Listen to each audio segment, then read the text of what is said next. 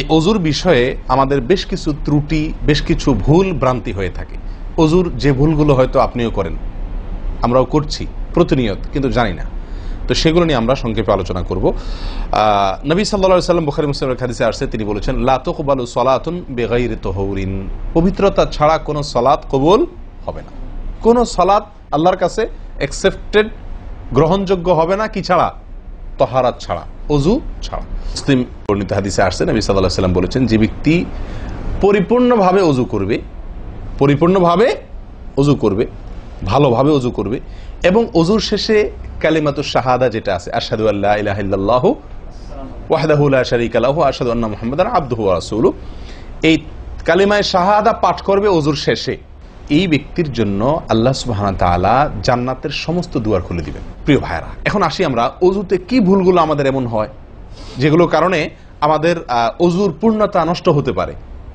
তার ভিতরে এক নম্বরের ভুল হলো, যেটি আমাদের হয়ে থাকে অজুর ক্ষেত্রে অনেকেরই, সেটা হলো বিসমিল্লাহ পাঠ না করা। অজুর শুরুতে কি পাঠ করতে হয়? বিসমিল্লাহ। আপনি যখন হাত ধুয়ে তো অজু শুরু করবেন, দুই হাতের কবজি দুই হাতে অজু শুরু করবেন না, প্রথম কাজ, তার আগে আপনি কি কি করবেন? বিসমিল্লাহ। বিসমিল্লাহ বলে হাত ধুয়ে তারপর অজু শুরু করবেন। বহু লোক আছি আমরা, অজুখানায় ওই গল্প করতেছি, আড্ডা মারতেছি, কথাবার্তা বলতেছি, এই বলতে বলতে অজু শুরু করে দিছি। তাহলে বিসমিল্লাহ কখন পড়তেছি? বিসমিল্লাহটা অনেক সময় অমনোযোগিতার কারণে, অবহেলার কারণে, অন্যমনস্কতার কারণে বিসমিল্লাহটা অনেক সময় আমরা বলতে ভুলে যাই।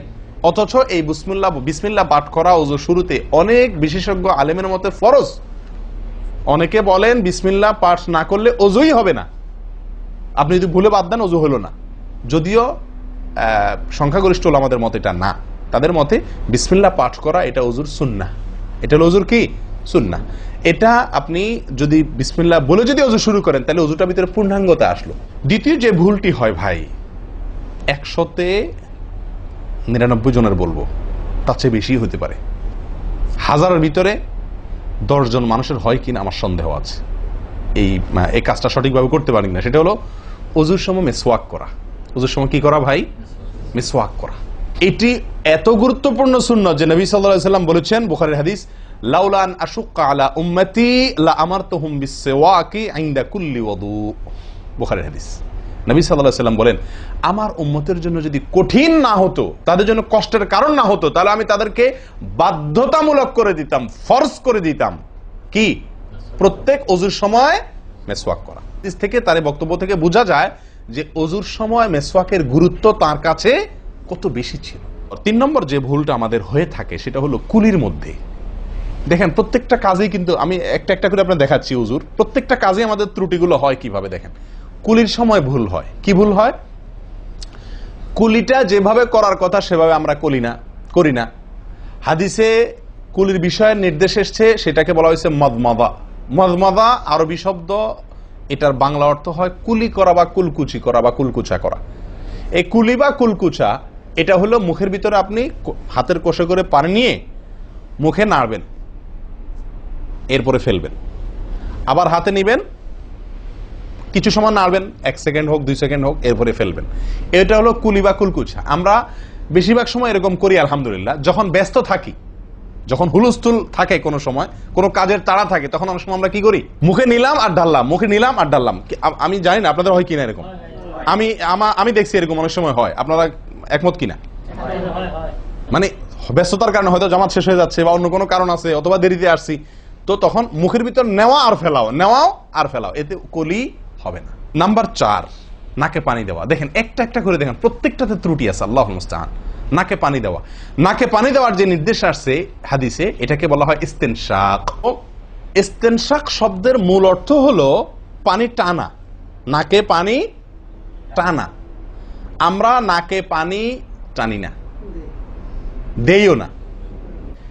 একটা হলো দেওয়া, একটা হলো ছিটানো, আর একটা হলো টানা। টানা হলো এ ক্লাসের অজুতে নাকে পানি টানবেন, বি ক্লাসের অজুতে নাকে পানি দিবেন, থার্ড ক্লাসের অজুতে নাকে পানি ছিটাবেন। আমি কি বুঝাতে পারছি? তো আমরা বেশিরভাগ লোক থার্ড ক্লাসের অজু, সারা জীবন থার্ড ক্লাসের অজু করি। আপনি থার্ড ক্লাসের অজু করে আপনি জান্নাতে যাবেন? ফার্স্ট ক্লাসে থাকেও তো যাইতে কঠিন হয়ে যায়। আপনি থার্ড ক্লাসের অজু করে কিভাবে আপনি সালাতের খুলবেন, তালা খুলবেন, কিভাবে আপনি জান্নাতে যাবেন? অতএব ভাই, এই নাকে পানি দেওয়ার বিষয়ে সাবধান থাকতে হবে। দেখুন, নিয়ম হলো আপনি হাতের কোষে পানি নিয়ে নাকে ধরলেন, নাকে ধরে হালকা কি করবেন, টান দিবেন, হালকা টান দিবেন, হালকা টান, কারণ একটু জোরে টান হয়ে গেলে সেটা কি হয়ে যাবে, নাকের তালুতে উঠবে, আপনার কষ্টের কারণ হবে। শরীয়ত আপনাকে কষ্ট দিতে চায় না, শরীয়ত আপনাকে কষ্ট দিতে চায় না, আল্লাহ সুবহানাহু ওয়া তাআলা চান না আমরা কোনো কষ্টে নিপতিত হই। অতএব আমি এমন জোরে টান দেবো না যে নাকের তালুতে উঠে, কিন্তু হালকা একটু টান দেবো যাতে করে অন্তত সামান্য একটু ভেতরে পানিটা যায়। নাকে পানি দেওয়ার উদ্দেশ্য আর কুলি করার উদ্দেশ্য এক।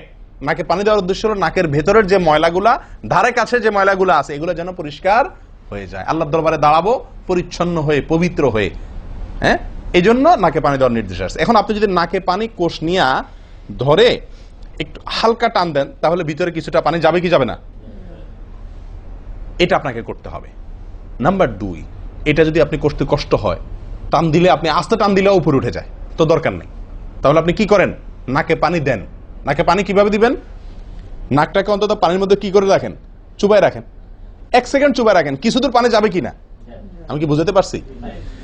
আমরা অনেকে বিশেষ করে আমি দেখছি ওযু করার সময় নাকে পানি ছিটান। কিভাবে পানি ছিটান, ওই যে কষে করে পানি নিয়ে এভাবে নিয়ে এরকম মারে পানিটা, এরকম মারলে সেটা কি হলো, ছিটানো হলো। হাদিসে যে ইস্তেনশাকের কথা বলা হয়েছে সেটা হলো না। আপনি সারা জীবন ওযু করলেন, অথচ আপনার কখনো নাকে পানি দেওয়ার সুন্নাহটি আদায় হলো না। সারা জীবন, আজীবন আপনার ওযুটি হয়ে গেল সুন্নাহ ছাড়া। আরেকটি ভুল ভাই, নাকে পানি দেওয়া একটা আমল, নাক ঝাড়া আরেকটা আমল। নাকে পানি দেওয়া এটা একটা নির্দেশ, আর নাক ঝাড়া আরেকটা নির্দেশ। আমি কি বুঝাতে পারছি? কুলি করা একটা আমল, হাত ধোয়া একটা আমল, হাতের কবজি পর্যন্ত 2 হাতের বিসমিল্লাহ বলা, তারপর তো এটা আছেই। এরপরে মেসওয়াক করা একটা আমল, কুলি করা আরেকটা সুন্নাহ, কুলির পরে নাকে পানি দেওয়া বা নাক দিয়া পানি টানা আরেকটা আমল, এরপরে নাক ঝাড়া আরেকটা আমল। ভাই, এরপরে আসি আরেকটি গুরুত্বপূর্ণ আমল যেটি হয় না, বা আরেকটি ত্রুটি ওযুতে, সেটি হলো আঙ্গুল খেলাল না করা। ওযুতে কি না করা, আঙ্গুল খেলাল না করা।